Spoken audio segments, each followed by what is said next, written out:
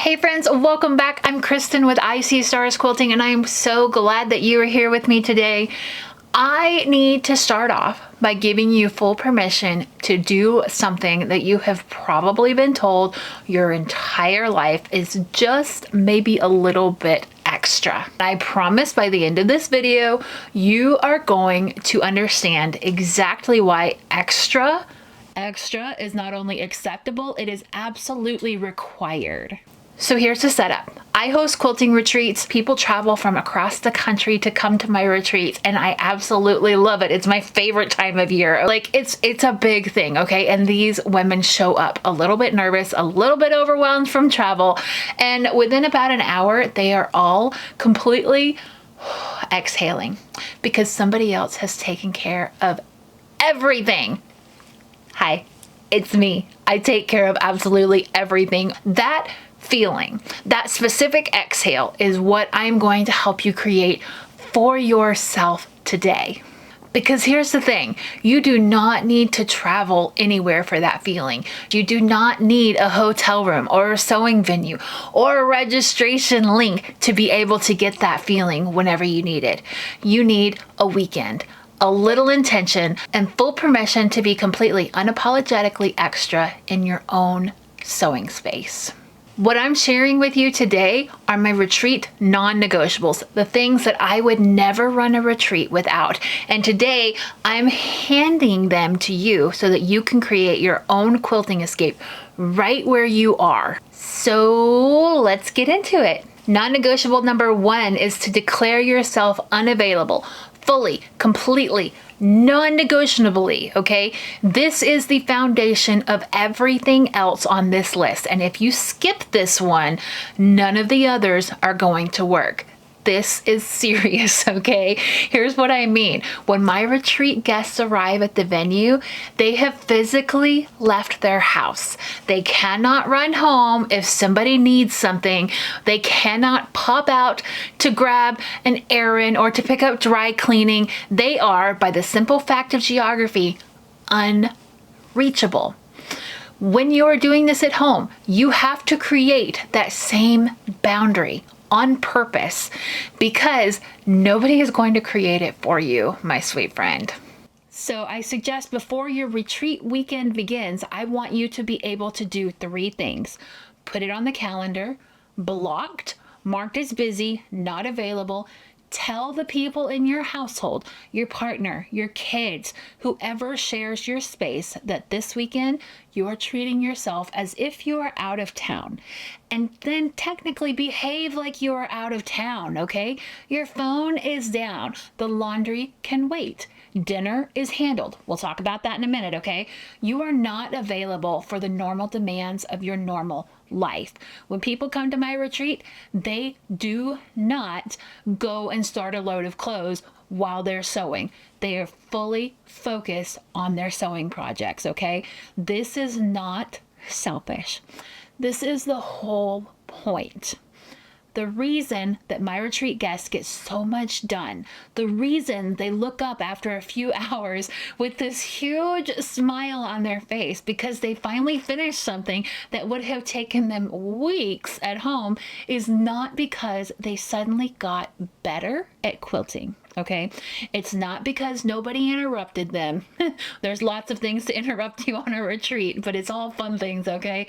Unbroken creative time is the actual luxury. I've got this down to a science, and you can give that to yourself this weekend or any weekend that you want to. Non-negotiable number 2 is to have your project ready before you sit down. This one is practical, but I cannot overstate how much it matters. One of the biggest retreat killers, whether you're at a venue or you're in your own sewing room, is showing up without a clear project ready to go. You waste the first hour just making decisions. What should I work on? Where are my tools? Where did I put that fabric? Did I press those blocks? Do I have enough fabric to get this working on and going? We're not doing that, okay? The night before your retreat, I want you to spend 20 or 30 minutes setting yourself up. Pull your project, have a pattern, open to the right page, load your bobbins up, get those ready to go, set out your tools, press whatever needs pressing, do all of the thinking the night before so that when you sit down the next morning, all you have to do is breathe and sew. This is something that I do for my retreat guests before they even arrive, okay? The space is set up. The tables are ready. I have already sent them a packing list that has everything that they will need so that they don't have to question whether or not they should bring these things. How many projects should they bring? Those type of questions are already answered. There is nothing to figure out when they walk into the door. I want you to do that for yourself. Be your own retreat host. Non-negotiable number 3 is to handle the food before the day begins. My guests have chef-prepared meals. They don't cook. They do not do dishes. They do not think about what's for dinner. That is all handled in advance by me, and they know it's handled. And that knowledge, it frees up a surprising amount of mental space, okay? You can create the same thing at home. Order ahead. Pick up something the night before. Put a slow cooker meal together before you sit down to sew. Have easy things on hand that require zero thought and zero cleanup. The goal is that at no point during the retreat do you have to stop and think about feeding yourself or anybody else in your household. And while we're here, this is also your permission to order the good stuff. Order the good takeout. The place that feels a little bit like a treat, okay? The thing that you don't usually get because it feels unnecessary, okay? When you go on vacation, very rarely do people stick to peanut butter and jelly meals, okay? When you go on vacation, you splurge just a little bit on dessert one night. You may try a restaurant that you've never thought about trying before. This weekend, that type of thinking is necessary. Handle it beforehand, okay? Non-negotiable number 4 is you have permission to be extra. I know, I said that several times, but I want you to use that permission to be extra. Okay, this is my favorite one, and I want you to really hear me on this, okay? When my retreat guests arrive, the room has fresh flowers on the tables. There are branded welcome bags with little treats inside each and every one that is very thoughtfully put together. There is something to drink waiting for them because traveling is hard, okay? No matter what kind of traveling, if you're driving, flying, all of that, it's hard. The space looks and feels like someone went to the trouble of making it beautiful. Because someone did. I want you to do that for yourself. Get out that candle that you've been saving. You know the one that's too pretty to burn on a regular Tuesday. This is not a regular Tuesday, okay? I want you to light it. If you're not comfortable lighting candles all the time, light it and put it near your sewing table. Make it a rule, because I have to do this for myself, that you don't leave the room while the candle is still lit, okay? If you need to leave the room, the candle blows out. That's the way that I handle candles in my house, because I tend to forget that they are lit, and that's not good, okay? So again, this is not a regular Tuesday. I want you to use the good stuff. Use your favorite mug. Put fresh flowers on your cutting table and a beautiful vase. A simple grocery store bought bouquet will work, or go out into your garden and pick some cute little wildflowers. A little bit of life into the room really makes a big difference. Put on a playlist that makes you feel like yourself, okay?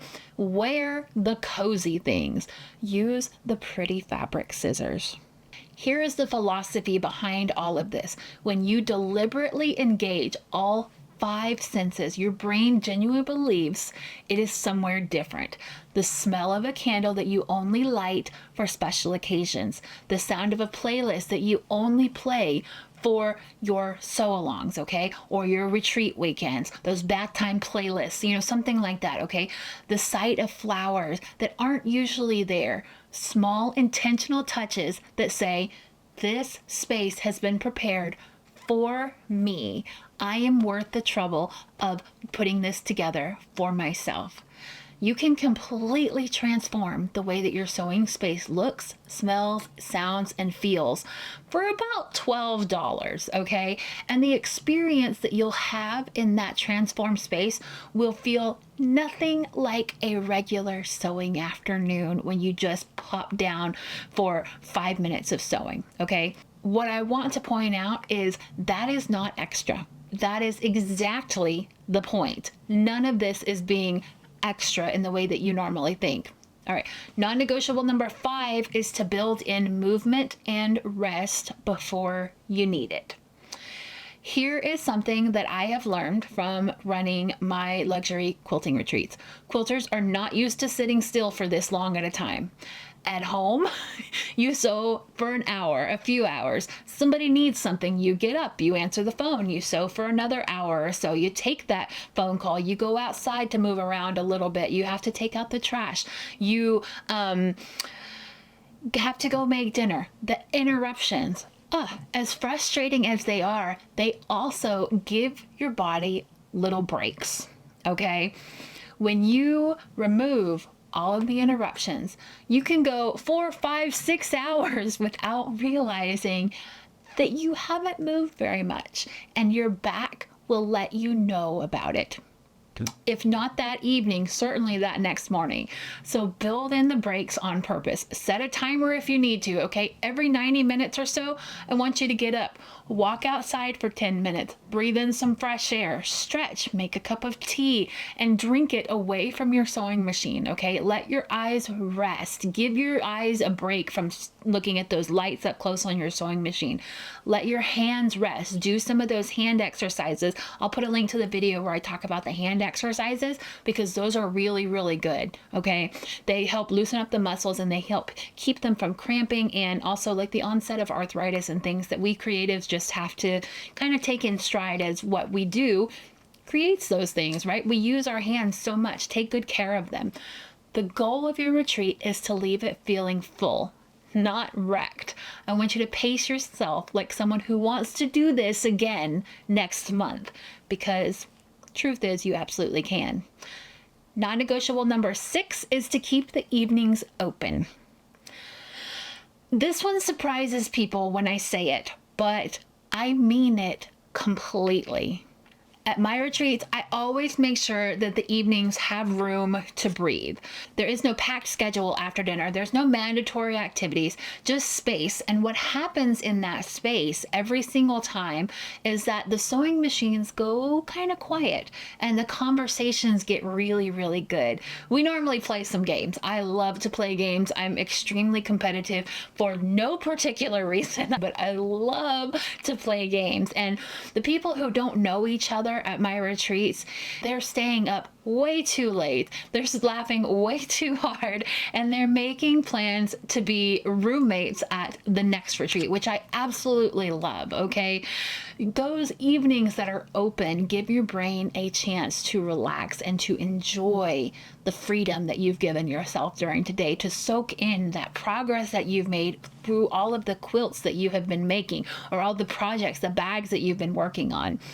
That magic doesn't happen at the sewing machine, okay? The magic happens when you stop and you just let yourself be present in the experience. So for your at-home retreat, that means do not schedule anything in the evenings. Don't plan to catch up on errands after dinner, okay? Instead, I want you to call a quilting friend. I want you to sit on your couch and light another candle. Look through a pattern book that you've been meaning to explore. Catch up on a magazine that you used to love to sit down and read but haven't in forever, okay? Let the day wind down slowly and intentionally. Give the evening the same care that you gave the daytime. Non-negotiable number 7 is to treat your body like a retreat host would. This one comes directly from something that I put in every single welcome bag at my retreats, and it sounds small, but I cannot tell you how many people have mentioned this item specifically and how much they love having it on hand. Okay, here is one of my secrets. I include a travel packet of pain reliever in every single one of my welcome bags. always, because I know that people who spend 2 and 3 days sewing when they normally sew for an hour or two stretches, right? They're going to feel it. Your shoulders, your backs, your hands, your eyes. I know it's coming. So I plan for it before it happens. That is what a great host does. A great host anticipates what you're going to need before you need it. So for your home retreat, set yourself up the night before with everything that your body might ask for. Have some pain reliever on the table. Have some hand lotion nearby. Have a heating pad accessible if you like those. Have an eye mask if you want to rest your eyes for 20 minutes in the middle of the day for a nap. I want you to be your own amazing, incredible host, okay? Anticipate what you're going to need and have it ready. You deserve that level of care, especially from yourself. And one more bonus non-negotiable. You don't have to do this alone. I want to say this for anybody who is thinking, this all sounds wonderful, Kristen, but I don't have quilting friends nearby to do this with. You can still have company on your own private retreat. Text a friend in another state and make plans to sew together virtually, okay? Set up a video call with somebody that you haven't talked to in a while. Prop up your phones and just sew alongside each other for a few hours. Check in at lunch. Show each other your progress. It's genuinely fun. I've done this several times, and it's so much warmer than sewing by yourself alone with the door closed, okay? Or save the connection for the evening time. Make plans for a phone call with somebody that you love as a reward for the day. Set up a call with your cousin that is just a good friend from when you were little and reminisce about all of the goofy stuff that you used to get into as children, right? A retreat doesn't require a crowd. It just requires intention. And the intention to do something special for yourself, even if you're alone, even if you're in your own home, even if you never ever leave your home, is more than enough. So those are my retreat non-negotiables, the things I would never run a retreat without, handed to you so that you can create your own quilting escape. I want you to declare yourself unavailable. Have your project ready. Handle the food, okay? Be completely extra with your space. Build in rest. Keep the evenings open. Treat your body well and let yourself have some company if you want it. Your creative life deserves intentional time, and you deserve to be taken care of. So much taken care of, even when you're the one that's doing the taking care of, okay? You deserve that level of extra. If you want to know more about the in-person retreats that I host, the full experience, the dates, what's coming, I will have a link down in the description box below to my event page. There is a wait list there so that you can be one of the first ones to know when registration opens up for the 2027 retreats and beyond, all right? I want to know, are you going to try having your own little mini retreat at home? This could go really, really good for a sew-along. If you're going to join me in my summer sew-along, this is a great way to handle that sew-along time, okay? What would your version of a quilting escape at home look like? If you have tips, ideas, things that you couldn't do without, drop it in the comments. I will be reading every single comment because I love to hear what it is that makes you happy. I will see you next Sunday with more quilting, less guilt, and more wonderful quilting tips coming your way. I love you so much. Thanks for joining me today and for hanging out with me. I hope that this has been some really, really good conversation for you and that you've got some great ideas and that you go and have your own quilting retreat by yourself. I'm happy for you. Go make plans. Put it on the calendar. Have a great time. I'm Kristen with ICStarsQuilting.com. I'll see you later. Bye.